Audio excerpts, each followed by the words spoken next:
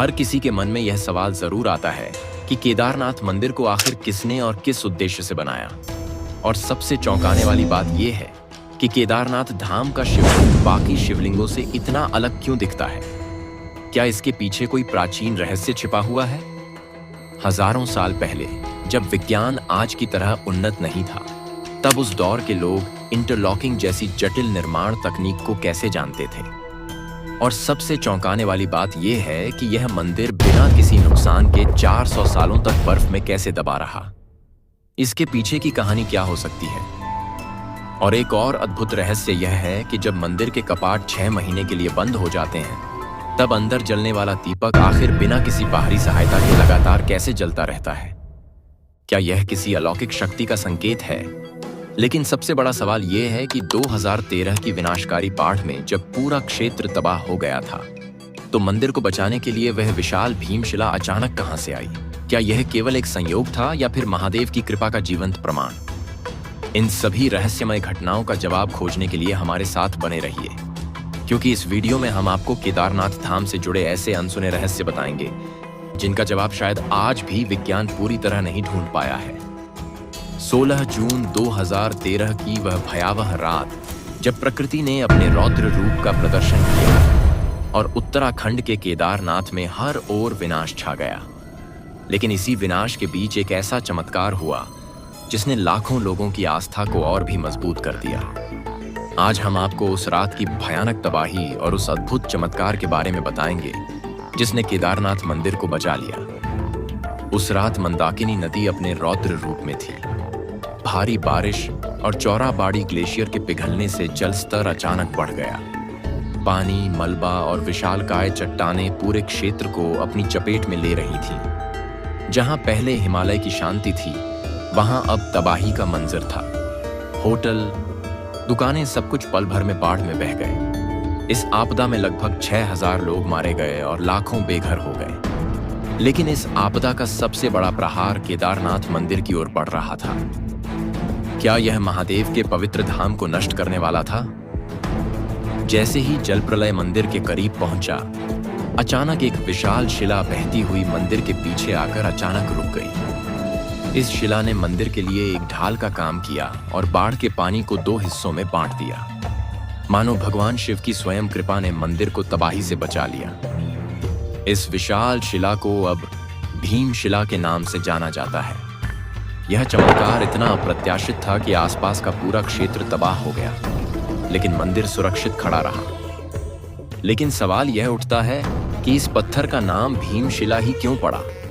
और महाभारत के वीर योद्धा भीम का केदारनाथ से क्या संबंध था? कुछ लोगों का मानना है कि यह भगवान शिव की कृपा और भीम की शक्ति का प्रतीक है। आज भी भक्त इस शिला को श्रद्धा से पूजते हैं और इसे केदारनाथ धाम के सबसे अद्भुत चमत्कारों में से एक मानते हैं। आगे हम आपको बताएंगे कि इस भीमशिला का महाभारत से क्या गहरा संबंध है और कैसे पांडवों की कथा केदारनाथ से जुड़ी हुई है। वैज्ञानिक भी इस घटना से हैरान रह गए। उनका कहना है कि यह विशाल पत्थर पहाड़ से खिसककर बहता हुआ नीचे आया था। लेकिन यह कैसे संभव हुआ कि यह शिला ठीक मंदिर के सामने आकर रुक गई और पानी के प्रवाह को 2 हिस्सों में विभाजित कर दिया? यह शिला लगभग 20 से 25 फीट लंबी और 10 से 15 फीट चौड़ी थी, जिसका अनुमानित वजन 1000 मीट्रिक टन था। अगर यह शिला मंदिर से टकरा जाती तो मंदिर पूरी तरह नष्ट हो सकता था। लेकिन इसके विपरीत, इस शिला ने मंदिर में शरण लिए करीब 300 लोगों की जान बचा ली। हम सभी के मन में यह सवाल जरूर आता है कि 2013 की भीषण जल प्रलय के बावजूद केदारनाथ मंदिर आज भी सुरक्षित कैसे खड़ा है? इसका रहस्य छिपा है प्राचीन इंटरलॉकिंग तकनीक में। इस तकनीक के माध्यम से मंदिर के भारी पत्थरों को बिना किसी गारे या सीमेंट के इस तरह जोड़ा गया कि वे एक दूसरे में पूरी तरह फिट हो गए। हजारों साल पहले, जब आधुनिक तकनीक और उपकरणों की कोई उपलब्धता नहीं थी, तब इस मंदिर का निर्माण विशाल पत्थरों से किया गया था। लेकिन आश्चर्यजनक रूप से इन पत्थरों को जोड़ने के लिए किसी गारे या सीमेंट का उपयोग नहीं किया गया। प्राचीन भारतीय कारीगरों ने पत्थरों को इतनी बारीकी से तराशा कि वे एक दूसरे में पूर्ण रूप से लॉक हो जाते थे। यही तकनीक मंदिर को प्राकृतिक आपदाओं से बचाने में सहायक बनी, चाहे वह भूकंप हो, भारी हिमपात हो या विनाशकारी बाढ़। 2013 की आपदा के दौरान जब पूरा क्षेत्र बर्बाद हो गया था, तब भी केदारनाथ मंदिर अडिग खड़ा रहा। इसकी दीवारें आज भी उसी मजबूती से खड़ी हैं जैसे सदियों पहले थी। यह प्राचीन इंटरलॉकिंग तकनीक ही थी जिसने इन पत्थरों को इतना दृढ़ बना दिया कि कोई भी आपदा इन्हें हिला नहीं सकी। यह एक ऐसी तकनीक है जो आज भी वैज्ञानिकों को चौंका रही है और भारतीय वास्तुकला के चमत्कार को दर्शाती है। अब सबसे महत्वपूर्ण प्रश्न यह उठता है कि आखिर इस अद्भुत और अत्याधुनिक तकनीक से केदारनाथ मंदिर का निर्माण किसने किया। इसके पीछे की पौराणिक कथा और इतिहास को जानना अत्यंत रोमांचक है। तो आइए हम इस मंदिर के रहस्यमयी इतिहास की गहराइयों में झांकते हैं और समझते हैं कि इस अलौकिक संरचना का निर्माण कैसे और किसके द्वारा हुआ। क्या आप में से कोई ऐसा है जिसके हृदय में केदारनाथ धाम के दर्शन की प्रबल इच्छा है?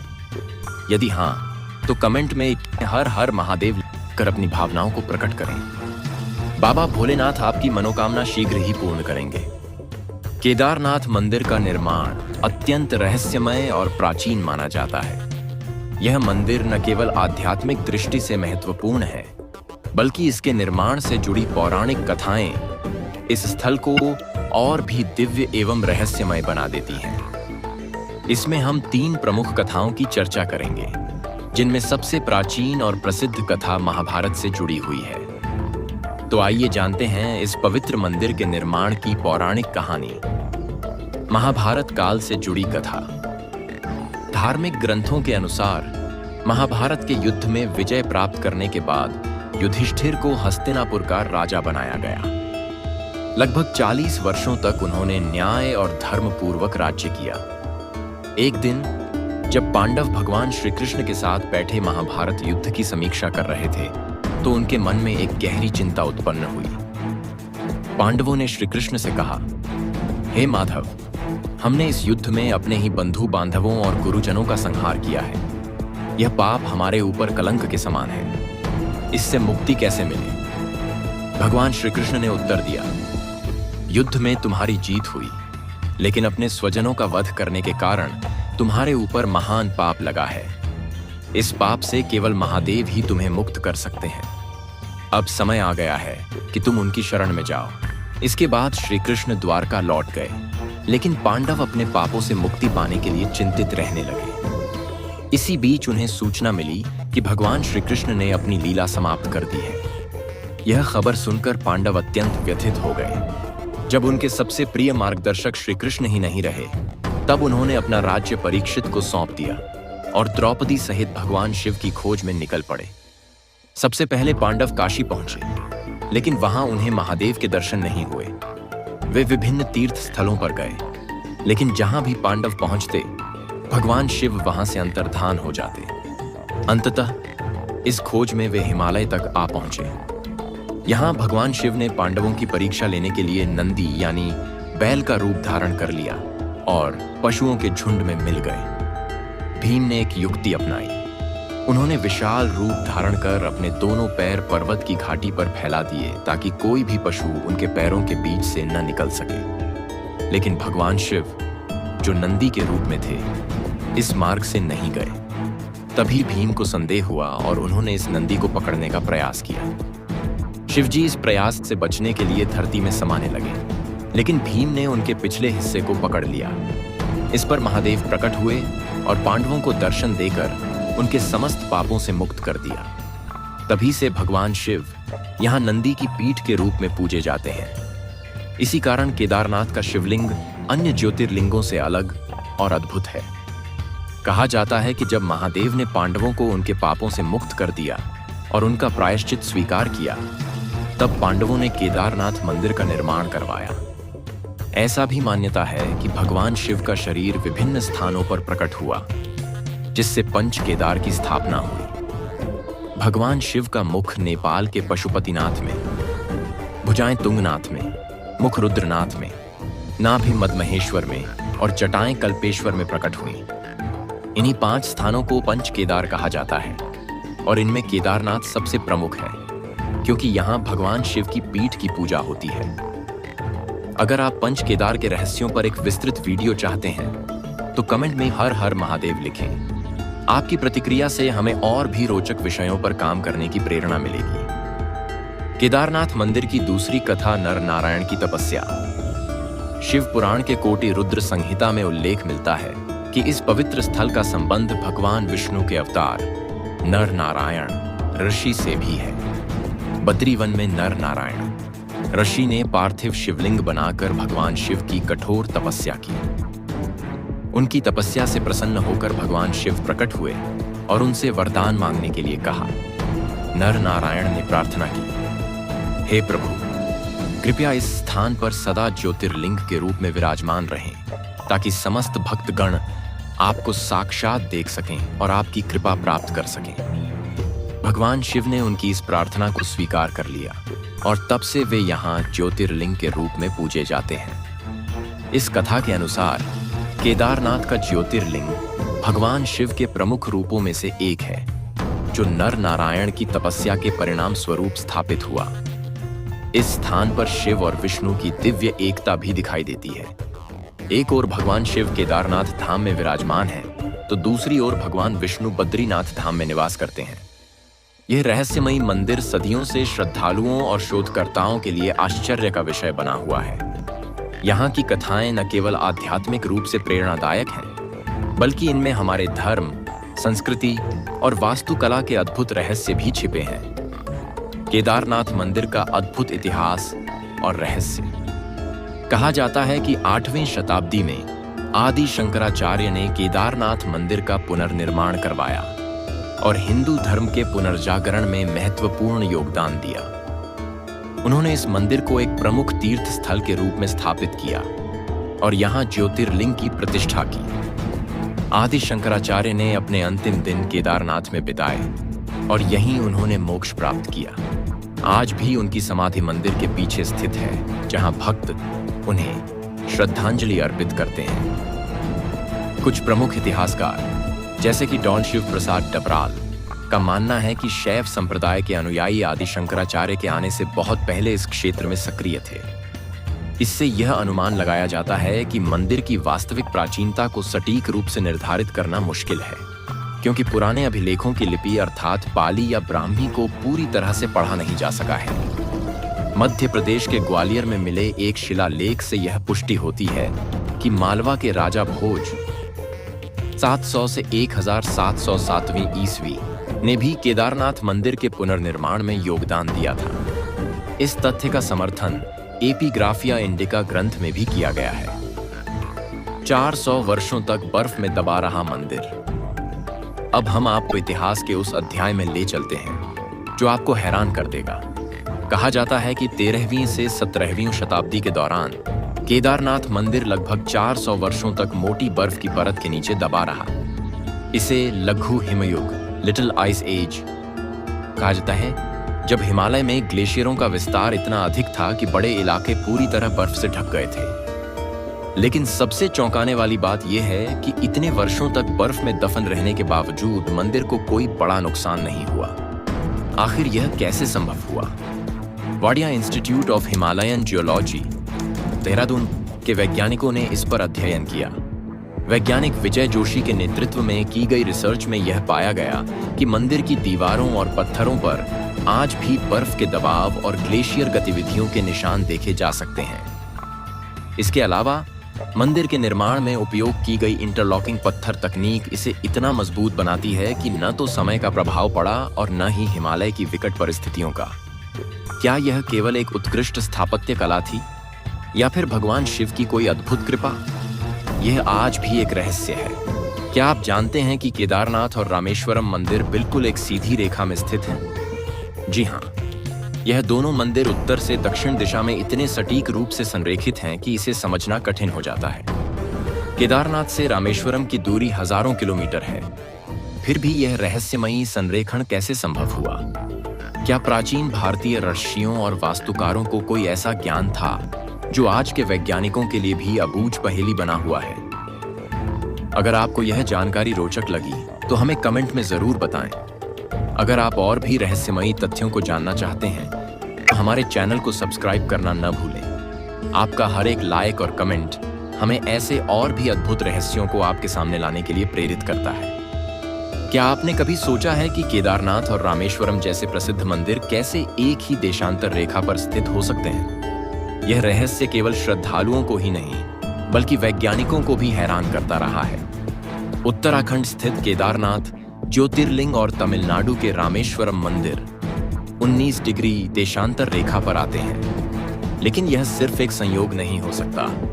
इन दोनों मंदिरों के बीच 5 और शिव मंदिर भी हैं, जो सृष्टि के पंचतत्व पृथ्वी का प्रतिनिधित्व करते हैं। क्या यह केवल संयोग है? आज के समय में जीपीएस और सैटेलाइट तकनीक के सहारे कोई भी सटीक स्थान का निर्धारण कर सकता है, लेकिन हजारों साल पहले बिना किसी आधुनिक उपकरण के इन मंदिरों को इतनी सटीकता के साथ एक रेखा में स्थापित करना किसी रहस्य से कम नहीं। केदारनाथ से रामेश्वरम तक की दूरी लगभग 2383 किलोमीटर है, और इन सभी मंदिरों का एक ही सीधी रेखा में होना प्राचीन भारत की अद्भुत वास्तुकला और खगोल शास्त्र की समझ को दर्शाता है। इतना ही नहीं, इन मंदिरों की स्थापना 1500 से 2000 वर्ष पूर्व हुई थी, और वैज्ञानिक दृष्टिकोण से यह एक अद्भुत ज्यामितीय संरेखण जियोमेट्रिक अलाइनमेंट का उदाहरण है। यह सिर्फ धार्मिक दृष्टिकोण से ही नहीं, बल्कि ब्रह्मांडीय संतुलन की दृष्टि से भी महत्वपूर्ण माना जाता है। 79 डिग्री देशांतर रेखा का रहस्य। केदारनाथ और रामेश्वरम के अलावा इस 79 डिग्री देशांतर रेखा पर स्थित अन्य 5 मंदिर हैं। नंबर 1 कालेश्वर मंदिर, नंबर 2 श्रीकालहस्ती मंदिर, नंबर 3 एकम्बरेश्वर, नंबर 4 अरुणाचलेश्वर मंदिर, नंबर 5 चिदंबरम मंदिर। इन सभी मंदिरों का एक सीध में होना यह सवाल खड़ा करता है कि क्या प्राचीन भारत में वास्तु और खगोल शास्त्र का ज्ञान अत्यधिक उन्नत था? केदारनाथ धाम का एक और रहस्य भक्तों और वैज्ञानिकों दोनों को चौंका देता है। यह रहस्य है सर्दियों में कपाट बंद होने के दौरान मंदिर के भीतर जलता हुआ दीपक। हर साल भाई दूज के बाद जब बर्फ की मोटी चादर हिमालय को ढक लेती है और केदारनाथ मंदिर के द्वार बंद कर दिए जाते हैं, तब वहां कोई नहीं होता। लेकिन जब 6 महीने बाद कपाट खुलते हैं तो मंदिर के अंदर दीपक जलता हुआ मिलता है। यह कैसे संभव है? कौन करता है पूजा?